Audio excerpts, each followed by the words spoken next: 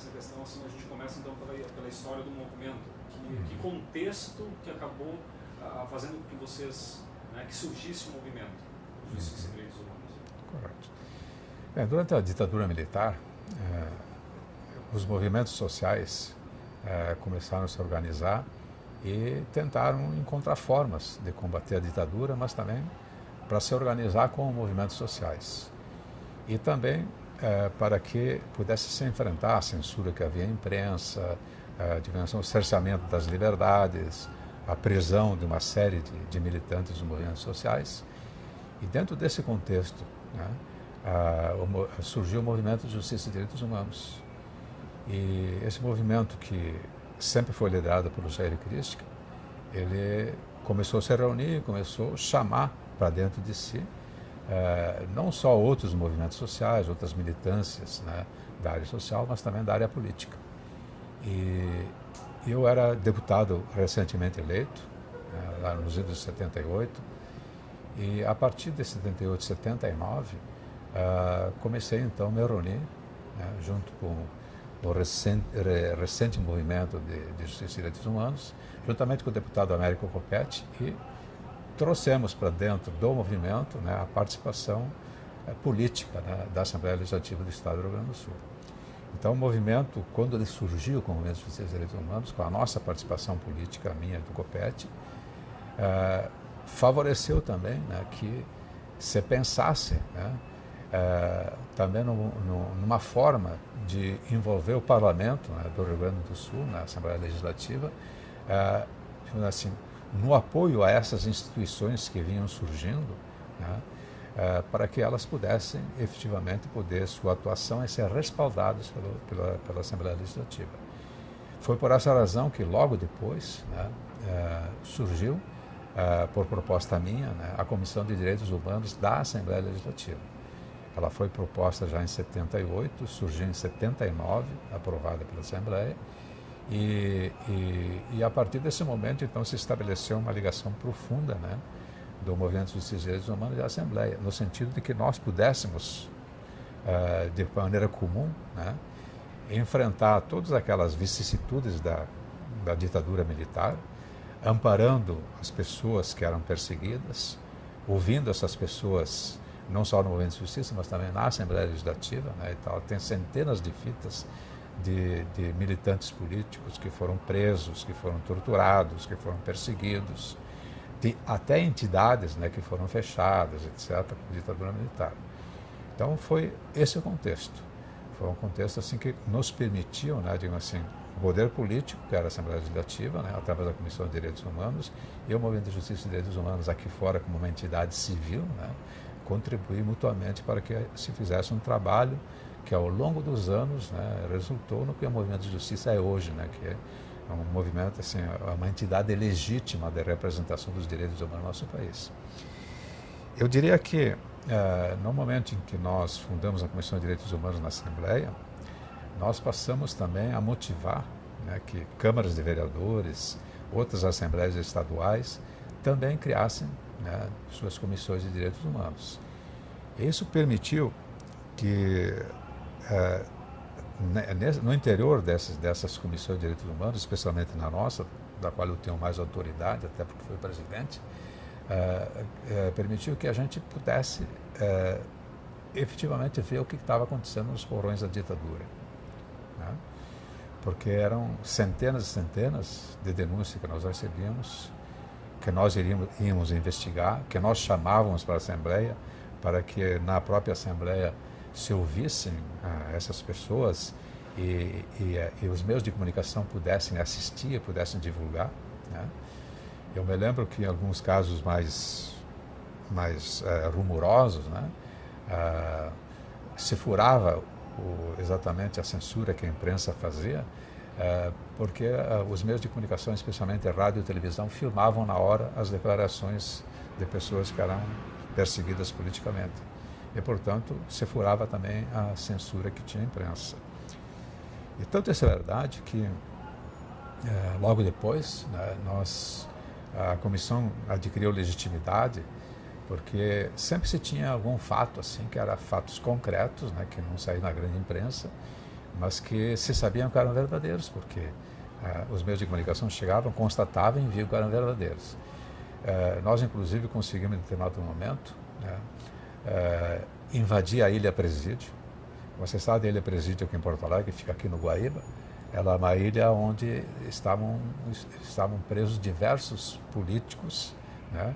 Alguns inclusive deram nome, como o ex-prefeito de Porto Alegre, Raul Ponte, o deputado Araújo, né? O ex-marido da nossa presidente Dilma, e que ficaram presos lá por tempos bastante grandes, juntamente com outros presos políticos, e que desafiavam, né, exatamente a todos nós que lutavam pelos direitos humanos e faziam com que a gente tinha que encontrar uma forma pela qual a gente pudesse efetivamente contribuir para isso. E nós chamamos a imprensa nacional toda, rádio, jornal, TV, e colocamos num barco e invadimos a Ilha Presídio. Quando chegamos na Ilha Presídio, evidentemente que toda a segurança mobilizada da Brigada Militar nos recebeu com fusíveis, né? Mas o interessante é que como nós tínhamos a televisão, tinha a rádio no meio, fazendo isso ao vivo, certo? Aquilo virou um verdadeiro escândalo, né? E mesmo assim, né, me lembro que junto o ex-prefeito Fogaça, era vice-presidente da comissão, nós descemos mesmo com todos os fuzis aposentados e com a imprensa documentando, visitamos a Ilha Presídio e verificamos as condições que os presos viviam naquela época. E um mês depois, o governador Amaraldo de Souza acabou com a Ilha Presídio, né, porque eram fatos políticos que se criavam, né. Me lembro também que a Comissão de Direitos Humanos, sempre com o apoio da Movimento de Justiça e Direitos Humanos, sempre juntos, né, se visitava a época do boom do desenvolvimento nacional, da construção civil, trabalhava, que era uma maravilha, né, e existiam milhares de trabalhadores que vinham de outros estados brasileiros para cá, que viviam em situação de servidão, né, nesses acampamentos que as construtoras faziam. Se trazia gente do norte e nordeste, pagava péssimos salários, se dava péssima alimentação e péssima hospedagem, e se colocava eles numa situação de servidão, né? E que se explorava a mão de obra, né? Que essa empreiteira fazia com maior facilidade, e nós invadíamos esses acampamentos para mostrar para a população, né? E a imprensa nos acompanhava sempre para mostrar para a população de como estava se agindo, como estava se explorando a mão de obra de gente que vem de outros estados. Isso é tão grave que quando alguém vem de outro estado para cá, se ele é despedido, quando entra na Justiça do Trabalho, demorava 2 ou 3 anos para ser julgada a ação dele, ele morria de fome aqui, né? Então ninguém ousava sair, ficava preso lá dentro, né, naqueles pavilhões imensos, né, porque não tinha outra forma de poder sobreviver. Então é uma exploração muito grande.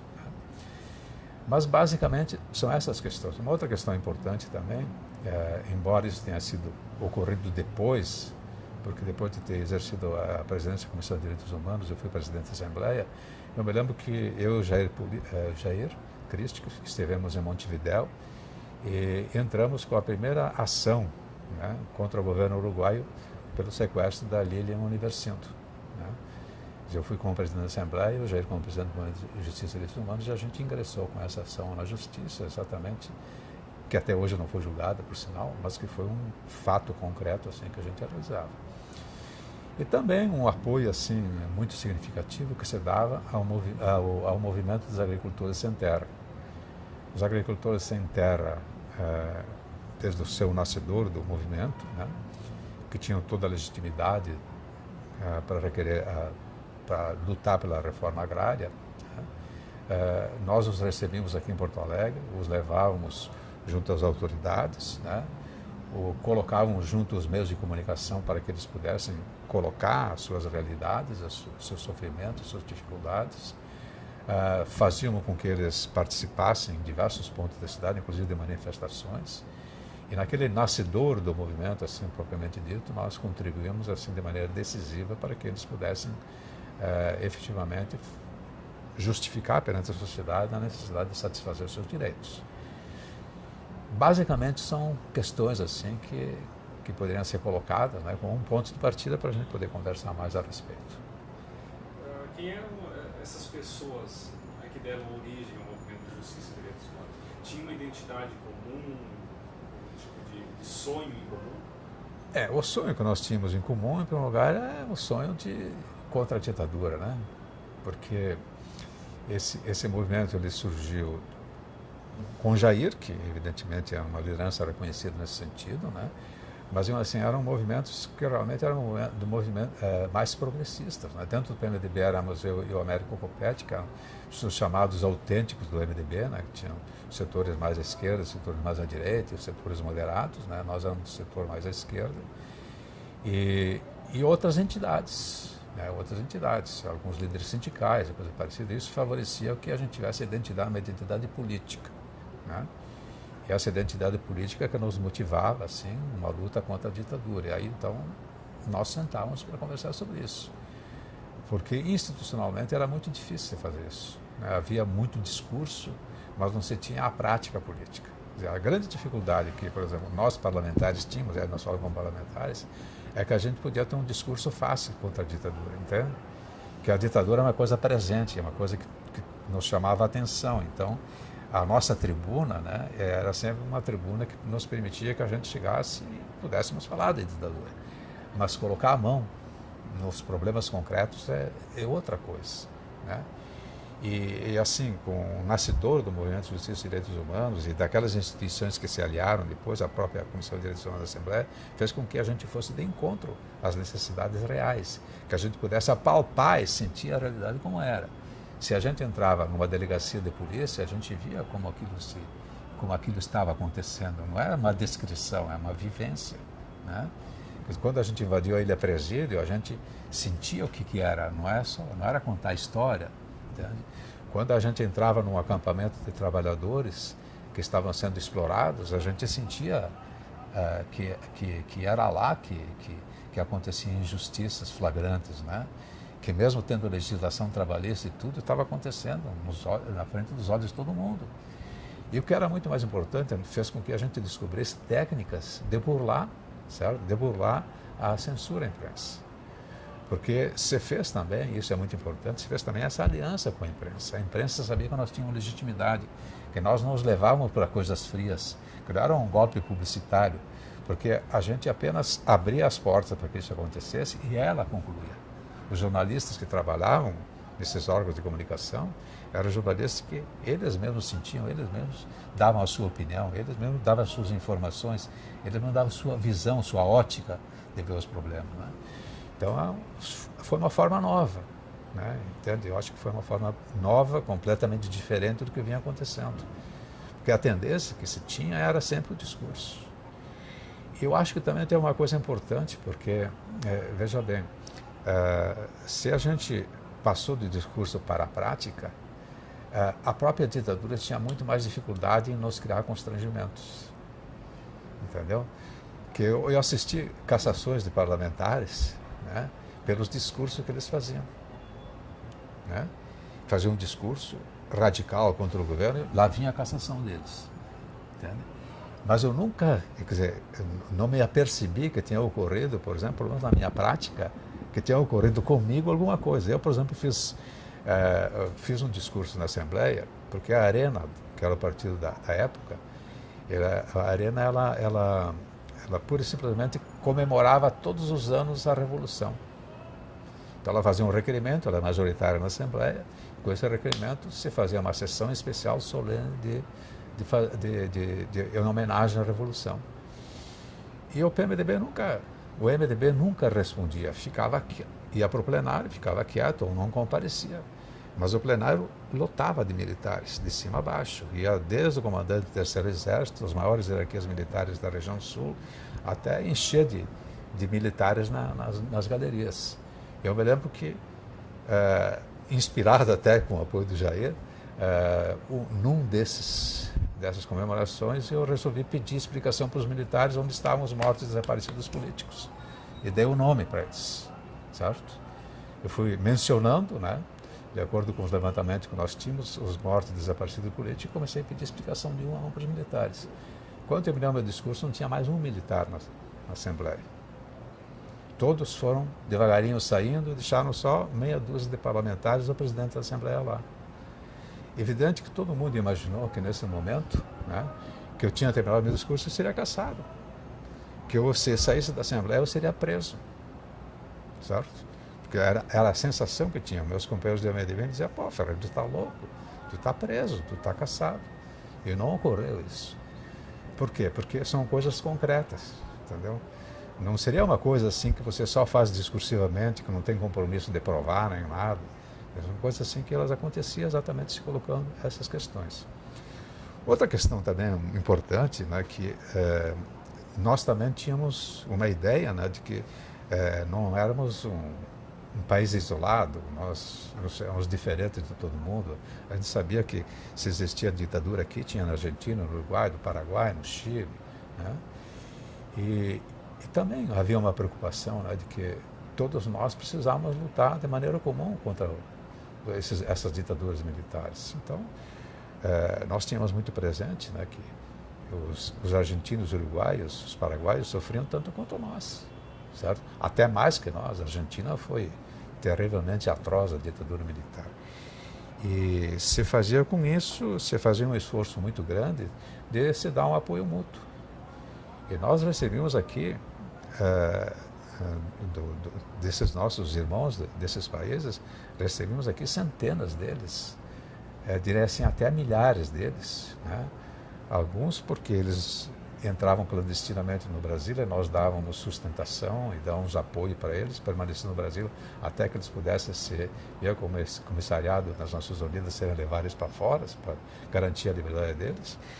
E outros que eles vinham para cá para poder se reunir, poder fazer livremente suas reuniões. Assim, eu me lembro assim que na Comissão de Direitos Humanos, mesmo no plenário da Assembleia Legislativa, a gente às vezes colocava centenas de argentinos e de uruguaios, né, discutindo os seus problemas políticos e coisa parecida, porque tinha um lugar onde tinha guarida, né, dentro da Assembleia Legislativa, né? E me lembro também que às madrugadas, a gente girava por esse estado afora para que a gente pudesse também dar apoio a outros militantes políticos desses países, não só os nossos, levando em alguns lugares que a gente tinha como seguros, né, com algumas instituições que colaboravam conosco, para que isso pudesse acontecer. E realmente acho assim que foi um período muito rico, né, uma experiência muito bonita, né, de que é possível fazer, de uma, assim, também da atividade política uma atividade assim, bem concreta, né, junto com essas pessoas que efetivamente têm necessidade e que a gente sabe que normalmente são as minorias, né? E que com elas normalmente a gente conversa, né? Mas não tem uma mão que se estende, que se possa sentir. Eu até sei, né? A gente hoje se pergunta, e me pergunta à época, que muitas lideranças políticas que surgiram depois, mesmo que elas tenham muita legitimidade, mesmo que elas tenham tido uma atuação política até adequada, elas sempre foram amparadas na Comissão de Direitos Humanos. Sempre encontraram amparo lá e encontraram amparo aqui no Movimento de Justiça e Direitos Humanos. E esse amparo aqui foi uma coisa muito positiva, porque nos permitiu aí a fazer lutas assim, muito importantes pela anistia, né? A campanha pela anistia, a campanha pelas eleições diretas, a campanha contra a Lei de Segurança Nacional. E a gente trazia de fora do Rio Grande do Sul, de fora do país, a gente trazia pessoas reconhecidas nacional e mundialmente para conversar sobre isso e fazíamos memoráveis reuniões que não tinha lugar dentro da Assembleia Legislativa, no plenário da Assembleia Legislativa, para acolher tantas pessoas, para ouvir um Dom Helder Câmara, por exemplo, né? Um Dom Cláudio Umes, que eram os líderes dos setores da igreja, né? À época, para conversar sobre os momentos políticos e saídas que a gente tinha para poder se avançar nesse sentido. Jair, até fazendo uma ponte com o que você estava falando agora em relação a essa união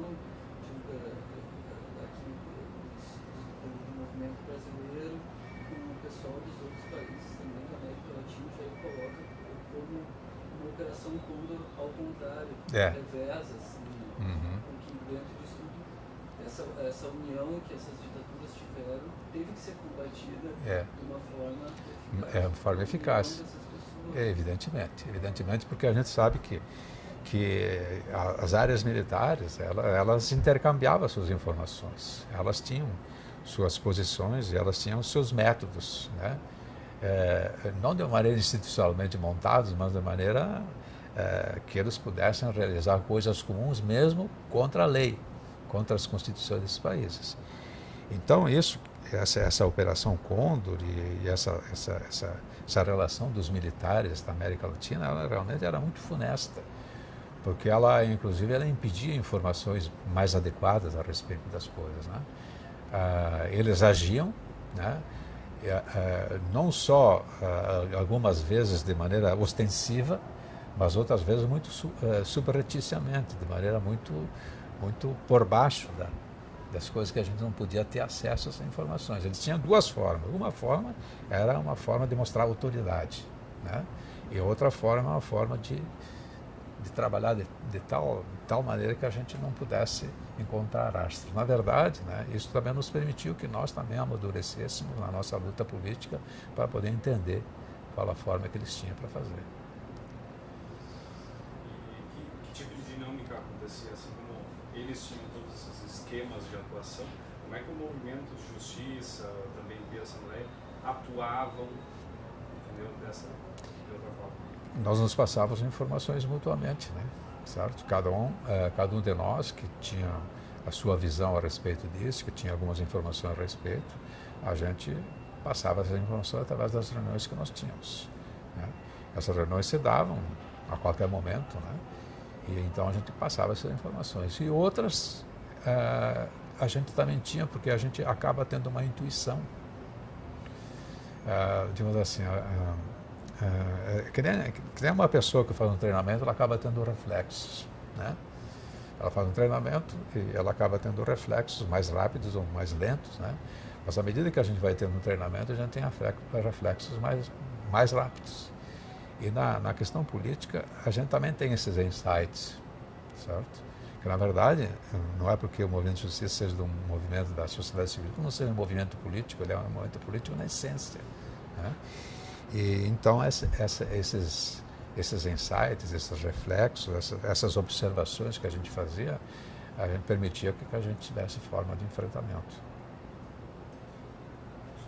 Não era treinamento, ele era próprio da circunstância. Sim. Né? Como é que eu poderia definir, para a nova geração, né, esse país, então, da ditadura militar? A nova geração, ela não tem uma ideia muito exata, né, do que ocorreu durante o período militar no nosso país. Até porque, digamos assim, um país não é autoritário só porque é dirigido por ditador, né? Certo? Há toda uma forma, né, de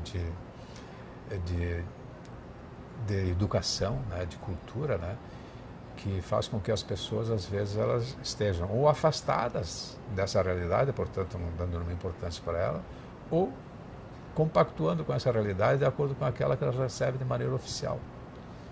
Sem que ela tenha, digamos assim, por outro lado, a necessidade dela mesma criar as suas próprias informações, dela pesquisar e verificar as verdades como elas são, né, de criar, digamos assim, todo um ambiente que lhe permita, digamos assim, efetivamente viver culturalmente. Não só sobreviver e ter informações, mas também saber usar as informações, saber ler, saber interpretar e participar. Então, eu acho assim, essas novas gerações, elas não têm muita ideia a respeito disso, porque, digamos assim, essa história não está sendo bem contada para elas. Entende? Acho que agora, nos últimos anos, né, a partir também do surgimento da Comissão da Verdade, mas também a partir do trabalho dos movimentos ligados aos direitos humanos, está se criando toda uma cultura nova, né, de se passar informações dessas gerações novas, para que ela possa verificar como é importante a liberdade, né? Como é importante a possibilidade da pessoa ir e vir, ter os seus direitos respeitados, dela encontrar guarida nos seus direitos, tem instituições que sejam instituições sérias para proteger o direito das pessoas, né? Então, acho que isso é uma coisa que provavelmente, e eu tenho muita fé nisso, isso possa retornar. Porque se nós não colocarmos com toda a clareza, né, o que se passou no regime militar, né, e se nós não punirmos exatamente como devem ser punidos aqueles que praticaram atrocidades contra a população, não teremos discussão sobre esse assunto, né? Então a história poderá passar uma borracha em cima disso. Mas no momento em que nós reagirmos todos, né, e formos buscar fazer justiça com aqueles que foram injustiçados, né, condenar aqueles que efetivamente praticaram tortura, aqueles que mataram em nome próprio, em nome da ditadura, se nós não partimos para isso, evidentemente que nós também estamos fazendo que a história esqueça esse passado. Né. Hoje, quando eu vejo, por exemplo, alguém que tem saudade do regime militar, eu fico muito preocupado, porque realmente ele não soube o que viveu. Ou pelo menos foi uma pessoa que nunca se interessou, né, pelo sofrimento alheio. Se ele tivesse tido algum familiar dele, né, ou ele próprio envolvido nisso, seguramente pensaria de maneira diferente. Né? E a gente sabe que, como eram minorias que sofriam na sua carne esse problema, grande parte das maiorias estavam lá acomodadas, né, nos seus interesses apenas. Então, acho muito importante recuperar essa história, porque recuperando essa história você possa fazer justiça, né, e que também, fazendo justiça, você possa fazer com que a sociedade saiba o que se passou. E, de uma maneira bem sintética, assim, o que se passou nesse momento, em termos de censura? Que época foi essa? Que clima era esse? O que acontecia em matéria de violência, as pessoas às vezes acompanhavam somente a violência quando, por exemplo, se fazia uma manifestação. Vou fazer uma manifestação na Praça da Matriz em Porto Alegre. Fazer uma manifestação de estudantes, por exemplo. Nós, parlamentares, às vezes comparecíamos nessas manifestações. O que acontecia? A Brigada Militar, certo? Ela agredia, ela prendia, batia, agredia, etc. Ela prendia 2 ou 3 líderes, etc. Às vezes torturava e largava. Então, esse é um tipo de agressão, que era uma agressão ostensiva. Mas havia outro tipo de agressões, que essas eram agressões que eram individualizadas. Né? Tinha um líder político que estava incomodando a ditadura, se prendia esse líder político, se torturava, se tomava depoimento deles, né? E, através da tortura e depoimento que se fazia, se arrancava as informações que caíam, ficava meses, às vezes anos preso, depois se soltava eles. Ou às vezes desapareciam. Né? Eram transferidos para outros estados, especialmente em Rio e São Paulo, etc. E aí, dentro dessas coisas, assim, eram poucas as pessoas, a não ser que eles estivessem mais ligados, que tomavam conhecimento, porque não era uma manifestação pública, era uma coisa mais, era uma questão política, mas mais individualizada.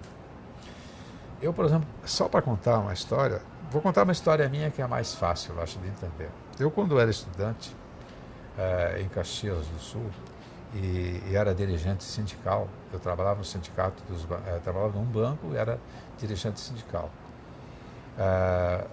Em determinado momento eu propus, num congresso estadual, eu propus anistia política. Foi uma proposta de anistia política para um congresso estadual de bancários. E essa minha proposta de anistia política, um congresso em Caxias, ela foi aprovada e a gente ia levar ela para a Assembleia em Pernambuco, em Recife, Pernambuco, a Assembleia Nacional. E de fato nós fomos para Pernambuco com o de ônibus, à época a gente ia de ônibus, né, de avião que nem agora, né? Toda a delegação do Rio Grande do Sul, fomos para Recife. Quando nós chegamos a Recife, estourou uma bomba no aeroporto de Guararapes, numa visita que o novo presidente da República eleito, o militar Costa e Silva, estava fazendo em Recife. E ao mesmo tempo que estourou uma bomba no aeroporto, estourou também uma bomba na UNE de Recife. Então o que acontece? Quando nós chegamos lá, esse clima político fez com que os militares fechassem o Congresso, impedissem o Congresso desbancar. Então não se realizou o Congresso. E nós fomos informados lá de que pela proposta da anistia política que nós tínhamos apresentado, nós seríamos presos. Seremos presos, eu, mais dois amigos meus, o Regis Ferretti e o Evaristo de Amaral. Estavam na relação das pessoas que presos. Então, o que acontece? Os nossos dirigentes que estavam lá disseram, vamos embora logo, vamos tentar fugir. Né? E, de fato, nós voltamos, chegamos nas nossas bases, né? Eu voltei para Caxias, que não estava morando em Caxias à época. E tão logo eu cheguei em Caxias, a Delegacia Regional de Polícia já se encarregou de me prender. Então eles me prenderam. Me prenderam e eu fiquei preso alguns dias, né, num porão da delegacia com pedra no chão, água correndo, meio colchão, uma sujeira. Fiquei preso 3 dias, 4 dias lá. Não me ouviram. Só eles me chamavam para o delegado regional de polícia e me diziam, e falavam no telefone, vamos recambiar o cara para aí, etc e tal, etc. Então estava pronto que ia para São Paulo, ia voltar para Recife, qualquer coisa. Mas eram só ameaças que eles faziam. Na verdade, não tomavam depoimento nenhum. Bem, daí uns dias eles me libertaram, etc. Não tomaram depoimento, não falaram nada, né? Eu recebia, a partir daí, comecei a receber todos os dias, a 1h da tarde, recebia uma convocação da Delegacia Regional de Polícia para me apresentar.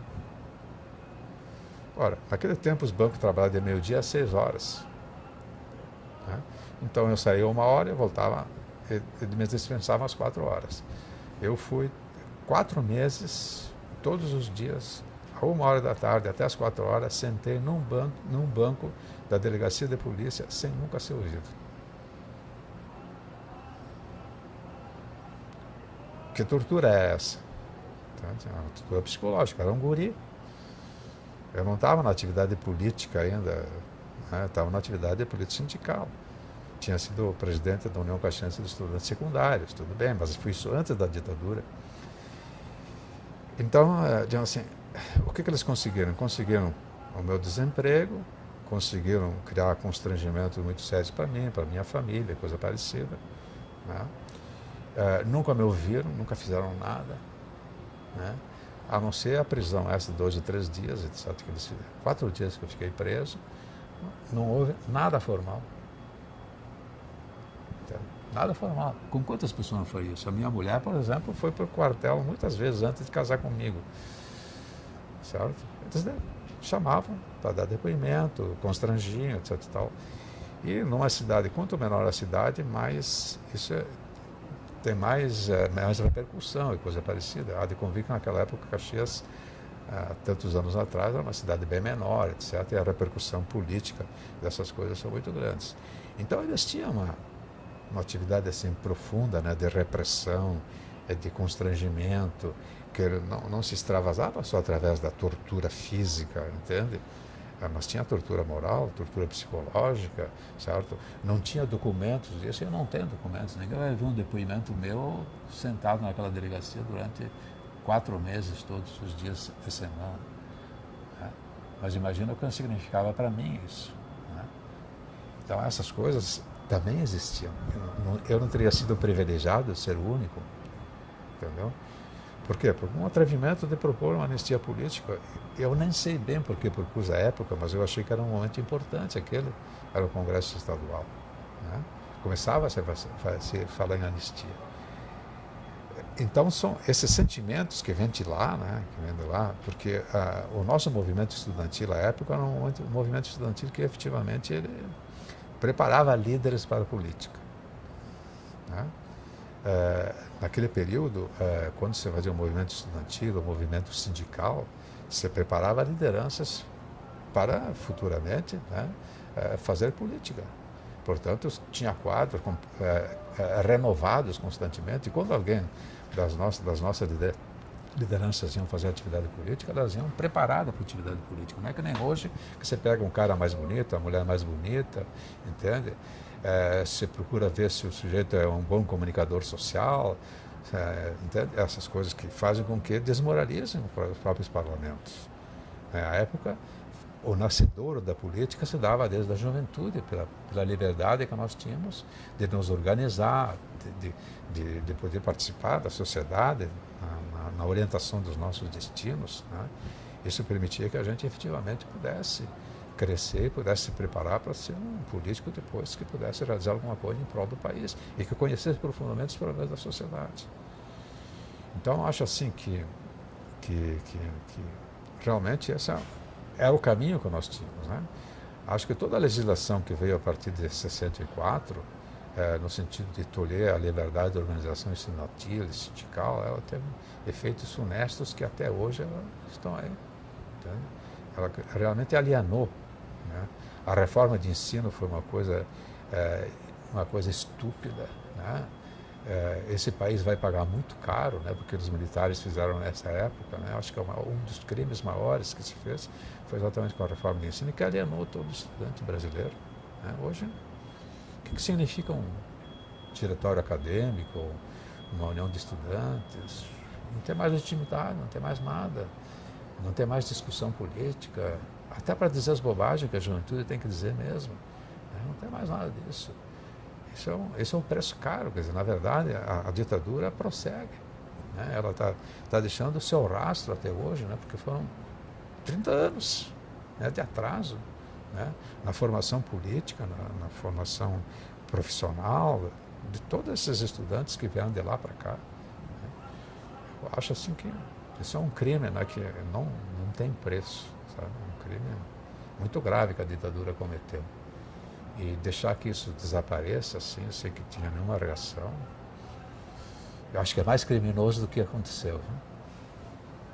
O que tu diria, então, para essa nova geração, para essas pessoas, principalmente para a juventude hoje? Que procure a verdade, sem compromisso com partidos, sem compromisso com instituições, mas que procure a verdade e que desenvolvam um raciocínio muito claro do que aconteceu, do que pode acontecer para o futuro se continuar nesse caminho. Eu acho, especificamente a respeito daí da participação do movimento, da atuação do movimento em relação aos perseguidos políticos do Cone Sul. Não sei qual foi a tua participação, né, em termos, talvez alguma coisa mais particular, tua atuação em relação a esses casos em específico. Bem, essa questão, especialmente do Cone Sul, eu passei a ser mais, na Assembleia, na Comissão de Direitos Humanos, depois na presidência da Assembleia, a ser mais um desaguadouro daquilo que o Movimento de Justiça fazia. O Movimento de Justiça, ele assumia essa função, né? Ele ia nesses países, ia na fronteira para pegar esse pessoal, trazia esses nossos irmãos para cá, e aqui dentro, então, nós é que damos o respaldo dentro do país. Qual é o respaldo que se dava aqui? Se dava o respaldo através do apoio da Assembleia, aonde fosse necessário, né? E através do apoio junto àquelas instituições que já estavam preparadas para receber esses argentinos, uruguaios, de maneira especial argentinos e uruguaios. Mas o movimento de justiça, né, especialmente através do Jair, é que botava realmente a mão na massa, sabe? Ele que viajou diversas vezes, etc. e tal, e ele que estava na linha de frente. Nós estávamos para respaldar, porque a comissão ela tinha essa finalidade, era respaldar os movimentos sociais, especialmente o movimento de justiça e direitos humanos. E quem eram essas pessoas, né, que foram beneficiadas pela atuação do movimento? Se tratando dos perseguidos políticos, quem é esse indivíduo que é auxiliado? Eu prefiro que essa questão o Jair aborte, porque o Jair pode fazer isso com precisão. Até porque a minha memória pode me trair. Que como ele viveu isso e ele tem registrado na sua memória privilegiada, certo? Exatamente tudo isso, ele sabe o nome por nome, sabe a qual organização política pertencia, à Frente Ampla, isso, mas aquilo, né? Ele pode fazer isso com perfeição. Eu corro o risco de não mencionar corretamente o nome das pessoas, mas com toda a segurança algumas pessoas muito importantes. Então, eu vou fazer uma pergunta mais ou menos parecida. Quem seja na Assembleia ou através do Movimento de Justiça, quem eram essas pessoas que o movimento, né, auxiliava aqui no Brasil? Não só necessariamente dos perseguidos políticos, né, mas qual era esse indivíduo, né, que era auxiliado pelos movimentos de justiça?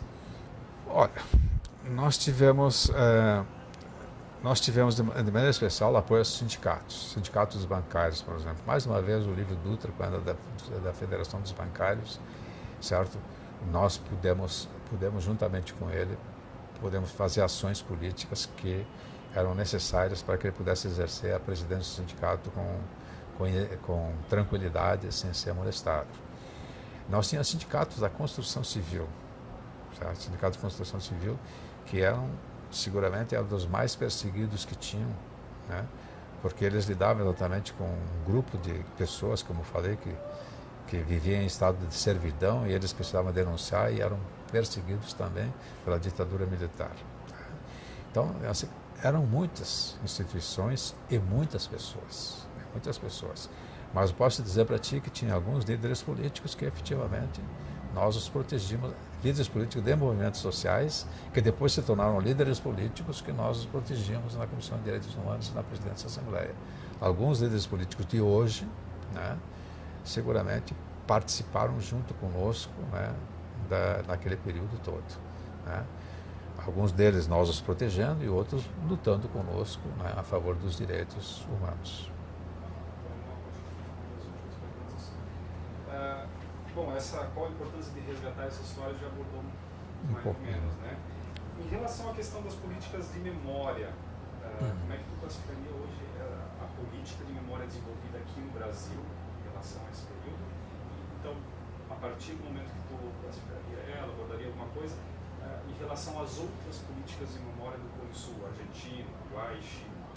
Sim, eu acho assim que a Argentina, de maneira especial, ela até por ter sofrido mais, né, a ditadura militar tem sido mais violenta que a nossa, né, e até por ter tido um número de mortos e desaparecidos muito grande, a Argentina também desenvolveu toda uma política de memória, né, através da discussão muito importante. Eu até me lembro nisso que quando João Paulo II esteve no Brasil, as mães da Praça de Maio estiveram aqui em Porto Alegre, através da intermediação do Movimento de Justiça e Direitos Humanos. Eu, como presidente da Assembleia, intermediei junto a não me recordo o nome do arcebispo auxiliar de Porto Alegre, que já faleceu recentemente. A gente intermediou junto ao Papa para receber as mães da Praça de Maio, a representação delas, para que elas pudessem colocar oficialmente para a Igreja, né, católica que estava vindo do Brasil, as suas preocupações com as torturas que havia e o desaparecimento dos seus filhos na Argentina. E a gente conseguiu fazer isso. O Papa efetivamente recebeu as mães da Praça de Maio no Gigantinho, né? As recebeu. E então a Argentina desenvolveu isso porque ela tem uma luta política bem anterior à nossa, né? E a sua política de memória se dá também porque o Poder Judiciário começou a explorar, começou a decidir sobre isso. Né? Quanto a nós aqui, o Poder Judiciário não foi chamado ainda. Né? Não foi chamado.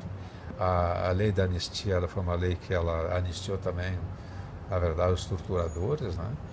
E há uma necessidade muito grande, e eu acho que é um valor, né, popular, no sentido de que nós possamos efetivamente, né, começar a exigir judicialmente, né, que sejam devolvidos os direitos a todos os brasileiros. Acho que essa comissão da anistia que se fez aí, que hoje está indenizando milhares de pessoas, se por um lado ela é boa, porque ela efetivamente está devolvendo o direito a muitos brasileiros que foram mortos, torturados, aposentados, uma série de coisas, ela, por outro lado, também ela abafa, né, o movimento social de reivindicação, né? Abafa também a intervenção do Poder Judiciário para discutir mais abertamente todas essas questões, né, do direito dessas pessoas, mas também o direito que essas pessoas têm em relação àqueles que os torturaram ou que os prenderam. Né? Então, assim, se por um lado ela é um instrumento positivo, porque ela, no concreto, ela pode resolver o problema de milhares de pessoas que efetivamente foram prejudicadas pela ditadura, por outro, ela também tira essa possibilidade de que se discuta isso politicamente. Né? Então, acho que nós, em relação à Argentina, estamos muito longe, porque lá o judiciário se envolveu, e ao se envolver o judiciário também se envolve numa discussão muito mais ampla.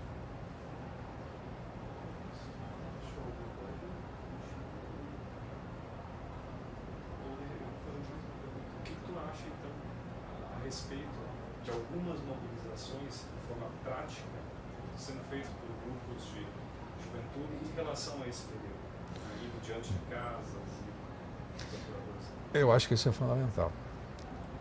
Acho que é fundamental porque se nós não retomarmos isso com uma discussão política, com uma mobilização concreta, isso tende a desaparecer, essa discussão, né, exatamente vai fazer com que a nossa memória fique cada vez mais longe, né, daqueles fatos que aconteceram. Passa o tempo e passa também as preocupações e a gente também não se previne para o futuro.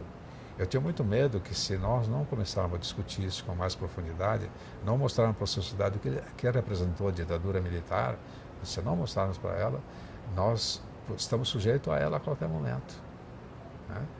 Se nós passarmos uma borracha nisso, é passar uma borracha para que volte.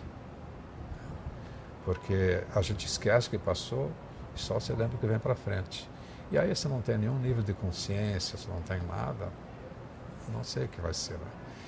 Eu tenho muito medo de uma ditadura militar no Brasil de novo, hoje, né?